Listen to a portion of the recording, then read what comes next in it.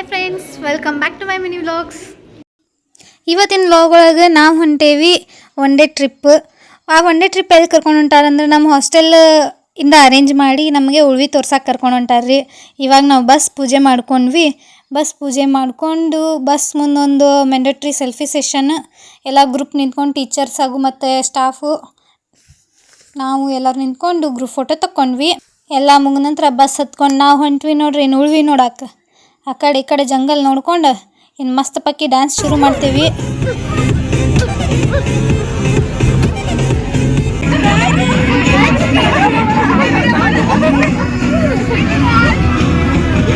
Dance ಮಾಡಿ ಸುಸ್ತಾಯಿತು.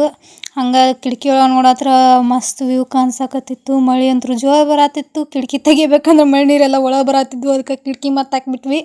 ಹಂಗೆ ಕೂತ್ಕೊಂಡು ಹೊರಗಡೆ ಇರೋ ಜಂಗಲೆಲ್ಲ ನೋಡಿದ್ವಿ.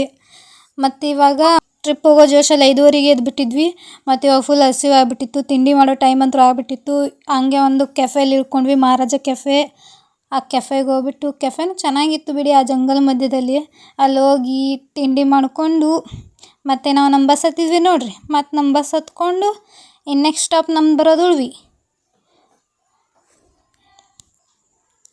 ಈಗ ಉಳ್ವಿ ಜಸ್ಟ್ ಬಂದು ರೀಚ್ ಆದ್ವಿ ನಾವು.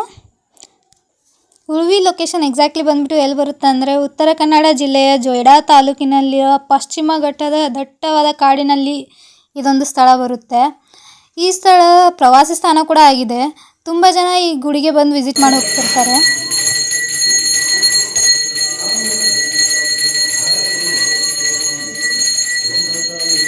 ಚನ್ನ ಬಸವಣ್ಣವರ ದರ್ಶನ ಮಾಡಿಕೊಳ್ಳಿ.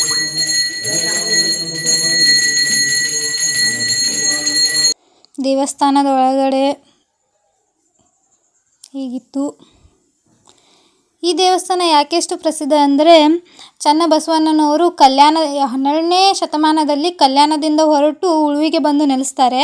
ಅಲ್ಲೇ ಅವರು ಐಕ್ಯರಾಗ್ತಾರೆ, ಅಂದರೆ ಜೀವಂತ ಸಮಾಧಿ ಅಲ್ಲೇ. ಚನ್ನಬಸವಣ್ಣನವರು ಅಲ್ಲೇ ಐಕ್ಯವಾದ ನಂತರ ಇಲ್ಲಿ ದೇವಾಲಯವನ್ನು ನಿರ್ಮಾಣ ಮಾಡ್ತಾರೆ. ಈ ಸುಂದರವಾದ ದೇವಾಲಯವನ್ನು ವೀಕ್ಷಣೆ ಮಾಡಲು ವರ್ಷವಿಡೀ ತುಂಬ ಜನರು ಬರ್ತಾರೆ. ಈ ದೇವಾಲಯವು ಸುತ್ತಮುತ್ತಲು ವೆಸ್ಟರ್ನ್ ಘಾಟ್ದಿಂದ ತುಂಬಿದೆ.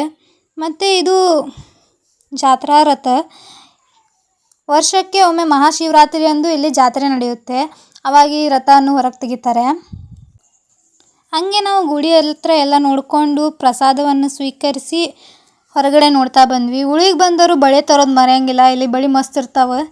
ಹಂಗೆ ಇಲ್ಲಿ ಹಾಗೆ ಶಾಪಿಂಗ್ ಏನೇನದಾವೆ ನೋಡಿಕೊಂಡು ಮತ್ತಷ್ಟು ಪ್ಲೇಸ್ ನಾವು ವಿಸಿಟ್ ಮಾಡೋರಿದ್ದೀವಿ.